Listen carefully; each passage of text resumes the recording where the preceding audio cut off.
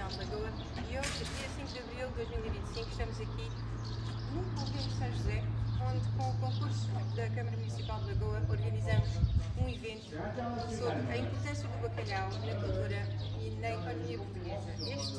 Esta conferência é feita pelo Sr. Dalito da Campo e que graciosamente veio apresentar-nos este projeto. E depois de uma bela prova de pratos à base de bacalhau confeccionada pelo restaurante Quechua, agora vamos dar início a uma pequena entrevista sobre o que faz o Sr. da Campo, que é um francês instalado em Portugal e que faz a promoção da nossa cultura. Obrigada.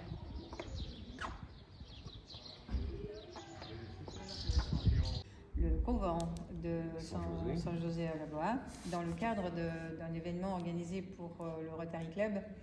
Et les fonds qu'on a réussi à organiser aujourd'hui seront versés au centre de jour de Poche.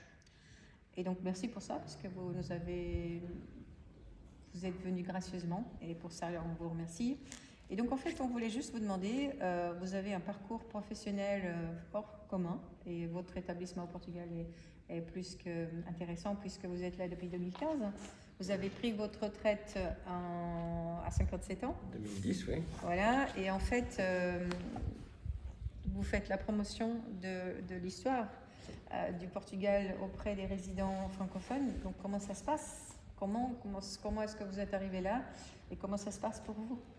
D'accord. Alors, cette passion pour l'histoire du Portugal me vient d'abord de la passion pour le patrimoine historique du Portugal, puisque le pays dans lequel nous sommes dispose d'un patrimoine historique extrêmement intéressant. Et depuis quelques années, le gouvernement a compris que s'il voulait continuer à recevoir des touristes en grand nombre au Portugal, il fallait aussi qu'il rénove et qu'il entretienne très régulièrement son patrimoine. Donc c'est au cours de ces premières visites que j'ai bien compris que ma curiosité ne serait satisfaite que si je savais relier le patrimoine que je visitais à l'histoire du Portugal. Et c'est dans ce contexte que je me suis mis à étudier l'histoire de ce pays. Et puis le hasard a fait que j'ai rencontré un jour une dirigeante de la Société de l'Histoire et de l'Indépendance du Portugal qui a assisté à une de mes conférences et qui m'a demandé, pour mon plus grand bonheur, d'intégrer cette société d'histoire et de l'indépendance du Portugal. Je l'ai donc fait, ce qui me permet de travailler avec des passionnés dans cette société. Merci, c'est effectivement très intéressant. Et donc voilà, vous êtes installé à Lisbonne et beaucoup d'associations comme la nôtre, qui sommes ici dans l'Algarve, vous demande gentiment de venir présenter votre travail et nous aider justement à diffuser cette culture que vous avez embrassée. C'est génial. Et donc là, vous avez aussi décidé d'inclure la littérature et l'art dans vos activités futures. Qu'est-ce que vous souhaitez transmettre dans ces domaines-là alors? Voilà.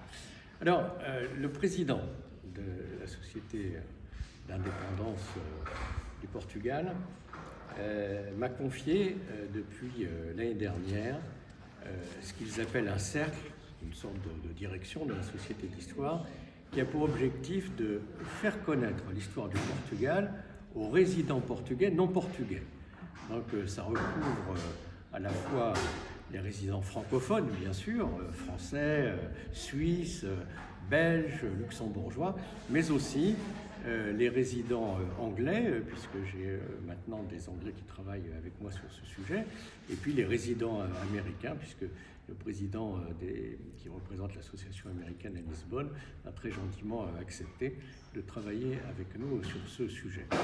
Et alors, diffuser l'histoire du Portugal, j'ai pensé dans mon objectif ou dans la vision que j'en ai, que ce n'est pas simplement aller raconter l'histoire du pays dans des conférences, c'est aller plus loin. Donc dans un deuxième temps, nous souhaitons aussi faire connaître la littérature portugaise auprès de ce même public, parce que cette littérature portugaise est très riche et beaucoup de ces livres portugais, notamment des grands auteurs, sont traduits en français. Et puis l'art portugais aussi, qui est un art qui, à mon avis, n'est pas connu au niveau où il est.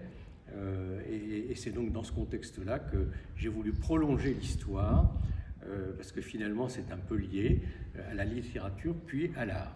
Donc on proposera plus tard des conférences sur la littérature et puis ensuite des conférences sur l'art pour faire connaître tout ça aux résidents du Portugal qui ne sont pas portugais. C'est pas seulement les francophones, c'est aussi les Anglais, les Américains, et pourquoi pas d'autres si on a la chance d'avoir des représentants de la communauté brésilienne, par exemple, qui viennent travailler avec eux.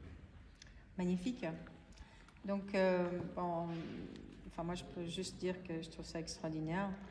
Je vois aussi que vous avez créé une orchestre franco-portugaise. Oui, alors. Tu peux nous en parler. D'ailleurs, vous êtes venu aussi en Algarve dans ce cadre-là avec votre orchestre, non? Oui. Oui, alors, nous avons créé un orchestre franco-portugais. La musique n'est pas du tout mon métier, je suis un amateur, mais je travaille avec ou des professionnels ou des amateurs très éclairés en musique. J'ai toujours aimé ça depuis des années, j'ai toujours aimé la musique depuis des années. J'ai pris des cours de chant pendant plusieurs années. Et lorsque j'ai quitté mon entreprise, en fait, lorsque j'ai pris... parce que je n'ai pas pris ma retraite tout de suite, parce que je l'ai quitté avant l'âge de la retraite, mais lorsque j'ai quitté mon entreprise, je ne savais pas trop comment remercier tous ces collaborateurs qui avaient travaillé pour moi pendant des années.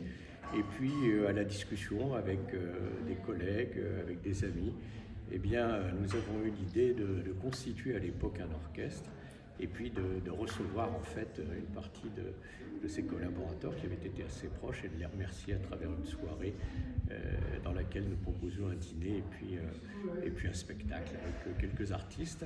Et puis lorsque cette fête a été terminée, eh bien, les musiciens m'ont dit on ne peut pas s'arrêter là, il faut continuer.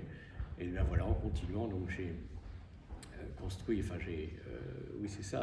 composé un orchestre en France. Et quand je suis venu au Portugal, tout naturellement, les premiers spectacles que j'ai proposés ici à Lisbonne étaient faits avec mes musiciens français qui venaient, mais j'ai vite cherché à trouver bien sûr des musiciens ici au Portugal, et j'ai eu la chance d'en trouver certains qui étaient portugais et d'autres qui sont français. Donc c'est comme ça, on a quelques musiciens qui travaillent ensemble et qui sont ou portugais ou français. C'est vraiment formidable parce que la musique, c'est vraiment quelque chose qui permet de réunir les gens, même s'ils sont de milieux très différents. C'est une expérience qui est toujours fantastique, passionnante.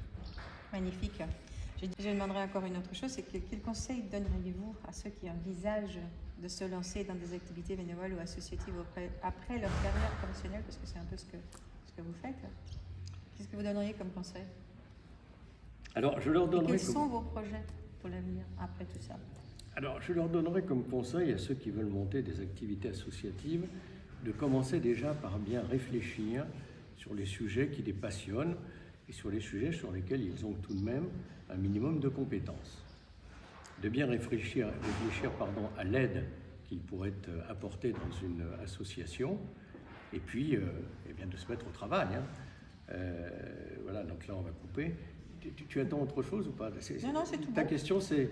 On peut qu'est-ce que je leur conseille? Oui, je leur conseille de... Oui, c'est ça, oui, je leur conseille de bien réfléchir à ce qu'ils veulent faire, d'avoir une compétence dans le domaine dans lequel ils vont aider. Et puis après, bien sûr, de se mettre en travail, de fédérer et d'entraîner autour d'eux. Je dis ça parce qu'ici, on est le Rotary Club International de la Loire, donc essentiellement c'est francophone. On a des Italiens, on a des Suisses, mais essentiellement on est francophone. On a des Portugais bien évidemment qui sont bienvenus. Et je dois avouer, pareil, ce sont des expatriés qui se sont installés ici. La réflexion souvent c'est on cherche à s'intégrer dans une communauté, on veut bien évidemment aider et on veut bien évidemment continuer à parler en même temps notre langue et faire quelque chose de bien. Donc j'imagine que pour vous, moi par exemple, l'objectif c'était avoir dans mon environnement des personnes avec lesquelles je pouvais continuer à parler la même langue et en même temps on va dire un environnement qui était satisfaisant puisque je continue à travailler, mais après le travail je rencontre des gens qui partagent les mêmes passions que moi. Donc j'imagine que c'est pas facile pour les gens qui s'installent d'arriver et de se dire qu'est-ce qu'on va faire là, on est à la retraite, comment est-ce qu'on va occuper notre temps. Il y a des gens qui tout simplement se lèvent le matin et vont courir ou marcher ou comme vous ont trouvé des passions. Donc voilà, dans ce sens-là, comment est-ce que vous êtes arrivé à tout ça? Donc vous avez bien dit. Mais pour être utile dans une association, il faut savoir fédérer autour de soi, il faut savoir intéresser, il faut savoir emmener les gens avec soi. Et pour moi, le simple fait, comme aujourd'hui par exemple, de vous rencontrer, c'est un grand bonheur. Et quand je vais rentrer chez moi ce soir et que mon épouse va me demander de raconter un peu ma journée, eh bien la première chose que je lui dirai, c'est j'ai rencontré des gens fantastiques qui se travaillent et qui défendent une belle cause. Et pour moi, c'est déjà un premier grand bonheur. et j'essaye de le faire passer aussi aux gens qui sont autour de nous. Et bien pour nous, c'est justement ça. Merci beaucoup. C'est exactement ça qu'on attendait. C'est pour ça qu'on est là aussi. Bien sûr. C'est ce bonheur d'aider, de partager quelque chose avec des gens intéressants. Donc merci beaucoup, encore une fois. Et puis j'espère qu'on va se revoir avec ton orchestre. Ah, bientôt. ça sera avec plaisir. Oui. Ça sera avec plaisir. Merci beaucoup. Merci Dina. À bientôt.